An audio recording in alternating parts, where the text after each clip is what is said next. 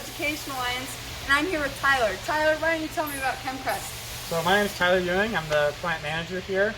Here at Krest, we are a supply chain solutions company, primarily serving the automotive industry, but also the ag and defense industries as well, and newly added the health and safety industry. So basically what we do is supply all the dealerships in North America and Canada and some overseas with all of their automotive fluids and accessories to service or outfit vehicles. We have 11 facilities in total. This is one of 2 that specifically does packaging. All the other facilities either do manufacturing or some type of chemical distribution. So to show you a little bit about the facility, we do have a nice flow that goes through the facility. Everything over here, these are all parts coming in. So you can see some hitches, some corrugated boxes, there's nuts, bolts, adhesive, anything you can think of that could possibly go in a vehicle is probably over here. Then what happens is it all gets stored in this big area. So once it's stored, then when we need it, we'll pull it into the packaging area. It's staged here in lanes. Everything that is needed for that job is staged. So you'll have labels, you'll have boxes, you'll have the parts you need, even instructions on how to do it. And then it's moved into a work cell. Once it's moved into a work cell, then the operators will follow the instructions to actually pack the materials. So we range anywhere from like key fobs to actually start your vehicle, emblems on a vehicle, all the way to 7-foot grills, a little bit of everything. So the first area that we have is called the wet bag area. It's also our large part processing area. So you'll see some pretty big boxes. And over here is some camper units that would go on the side of your vehicle. And we're going to go to auto bag, which is the small parts. It's if you buy something offline or really anything you buy. If it has a bag of nuts and bolts and screws that you need to assemble whatever you've bought, even toys and things like that have these. This is where we do our part of it. So you'll see here, we're packaging small little packets of grease. That's all that goes in the bag for brake caliper kits. And over here, we have some adhesive and zip ties and some other things for trailer cameras. And here, we have our tire pressure sensors. So these tire pressure sensors, we do about 480,000 a year of these. These are all the things that drive you nuts inside your wheel that tell you you're low on air. Yeah. And then we have Miss Julietta here. So Julietta is using a variety of machines. So she's going to tell us a little about what she's doing. Hi, how are you doing? Hi, good. Awesome, thank you. So tell me what you do here. Sure. First in the morning, we usually count our parts, which is our tire sensors right here. This part right here. Wow. Pretty cool. This is like Tyler says, it's the one that tells your tires when they're low. So this is the one that makes your parking. We start right here, that packs them. We usually claim the date, the item number of the tire sensor, and we usually just put it inside the bag, just one per bag. Close this one, and we just keep repeating the process. Then we're going to grab this bag, usually we seal this one up and then bring them over. And look at this bin right here, where we put our envelopes. This is where we pack them. And this twist we usually do because it's easier for us to grab the labels from here.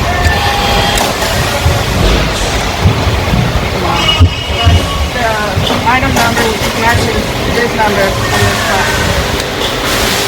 We'll just put it in and we weigh it. Usually the scale is going to beep if it's missing one tire sensor, if it's one mixer going. That's what we're doing right now. And then I'm going to grab one to the instructions also.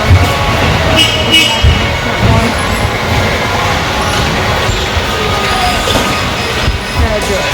So, gonna start beeping as soon as he knows that there's 4 in there to make sure the client gets 4 tire sensors.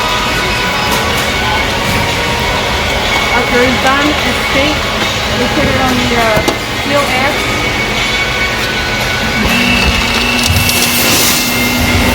And it shuts it down like really completely so the tire sensors won't get out. Wow. This is what it does. And then until we finish packing the tire sensors. After they're done, we put them in a box like this until we line them up. Wow. So until we finish the whole process. So off of that, what is your favorite part about working at Krest? I like the company because it's really oriented. They care about its employees actually. All their factories that I work, they never take us really for who we are. And they don't take us as we put something into the company. So that's why I like it. And then it's always busy, there's always something doing. So it's not like wasting time over. Oh, wow. Yeah.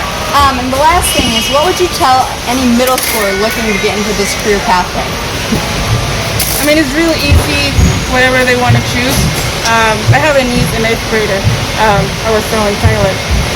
And she was always asking me about this, what I do, to probably imagine herself to see if she does it or not. I tell her what I do, what there's out there, and I always tell her this is what she likes, to do it. Actually, I like to motivate my nieces, nephews, whatever. If they want to get into a factory life, make sure they like it, they enjoy it, and they are in a friendly place, Usually that's what matters the most in a company that's gonna take them as a good example and give them the opportunity to keep growing in that company. That's awesome. Well, thank you so much. Thank you. Thank you, Liana. Thank you, Taylor. So here's the staging lanes I was referencing at the beginning. You can see all the different jobs staged and ready to go with the colored cones. And then over here you can see the individual work cells where people are working on their different products and packaging them according to the instructions. And then I would like to show you a couple machines that we use for all of our packaging. So bubble wrap is something that everybody has probably seen before. It's used for a lot of different reasons, mainly to protect product and also fill the void within packaging. It's a really nice, handy method of packaging parts. The problem is it takes up a lot of space. So this is one of our machines where we can truly make bubble wrap on demand. So it's just a roll of just plastic and it actually inflates in the bubble wrap. And then each one of these rolls will create at least 10 rolls of finished bubble wrap. So it's really handy for us. And the other thing that's nice is our crunch paper machine, where it actually takes rolls of paper and folds it and then crunches it to make this void fill as well. What's nice is this is also biodegradable because it's just paper. So you can get really as much as you need from the machine and use it to wrap around parts or just to fill the gap. So what else is nice is we do have Graham here with us. He's in one of our apprenticeship programs. He actually places all of the purchase orders for all of our packaging materials. So without Mr. Graham here, we wouldn't even be able to package our parts. So. Amazing. Graham, what is the apprenticeship program like? How is it different than just a normal job in high school? So definitely starting out, obviously with every job you have training wheels, so your boss or supervisor is there to kind of walk you through everything to get you started. And then really, as soon as you get your concept of what you need to know, you're off and running. Like, I was given a lot of responsibility with processing at a month or two in, and I'm still continuing that, and I've taken over a large majority of all the purchase order processing, because from services to packaging to corrugated to literally everything non-inventory, I do the purchase orders. So just having that responsibility really means a lot, because as a 17-year-old doing that position, and like actually having the operations department running full time is very important to our business, because without operations then we practically fall apart to a certain extent. So it's a very good program, and I love the position that I'm in, and I don't have anything bad to say about the program. Everything has gone excellent. That's awesome to hear from you. Great, thank you. All right. Okay, let's continue our tour. Okay, so we're going to go to the outbound side of things, so we can meet one of our supervisors and then also see, now that the products are packaged, how do they leave the facility? So that's where we're going next. Awesome.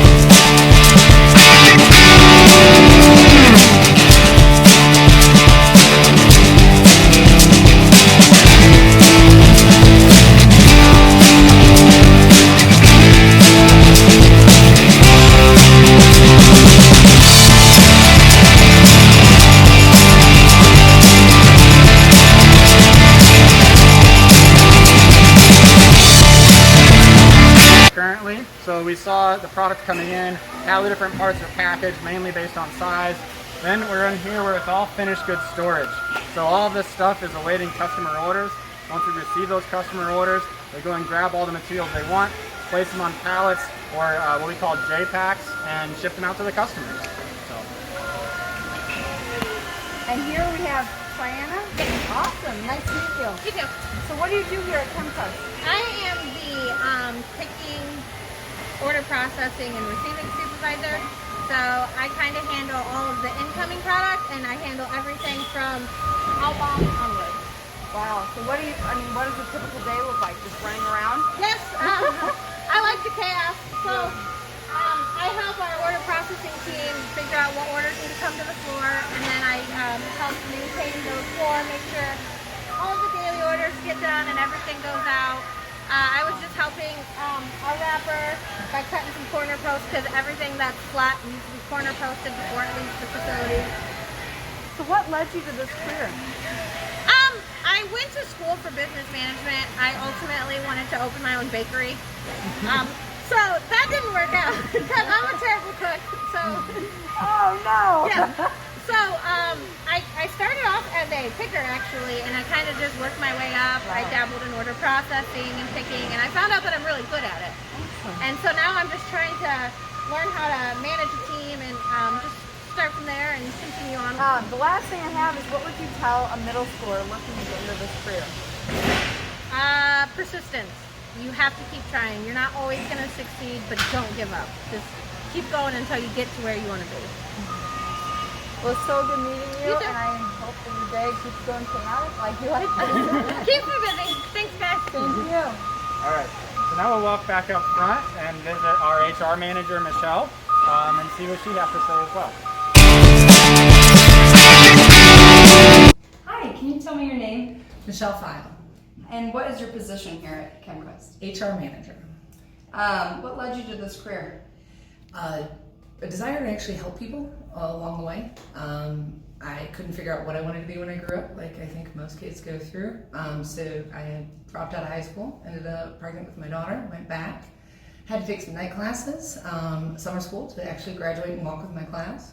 Wow. Spent 13 years starting and stopping, getting my degree to actually be able to be in HR, because a degree is important if you're going to work in HR, and working on jobs along the way to finally get there and land in HR, and finally find that place that's the balance between helping people that are doing the work and being a part of something. Wow. What does a typical day look like for you? So HR is never typical because we deal with people, and people have all kinds of things, but the things that I get to focus on helping people with are signing up for benefits and understanding their insurance, and then helping them with their personal things that happen in life, because things come up and it affects them, whether they can be at work, not at work, and trying to get them the resources they need to help them in their lives so they can be here. Wow. Off of that, what's your favorite part about your job? The people. So everywhere you work, they become like your family. They rely on you. They need that love and support. And every chance I get, it's every day I can make a small difference, even if it is just explaining how insurance works and they have a bill that they don't understand. They can come to me and I can explain that to them, and that makes that small difference in their lives. Wow. Final thing, what is one thing you would tell a middle schooler looking into this career pathway? Don't give up. Your path can look any way you want it to look as you're going, through life. You're going to try, a lot of those odd jobs, and you're going to try to figure out where you find your niche and where you belong. As long as you never stop trying and stop going for it, you've not failed. Thank you. Yeah.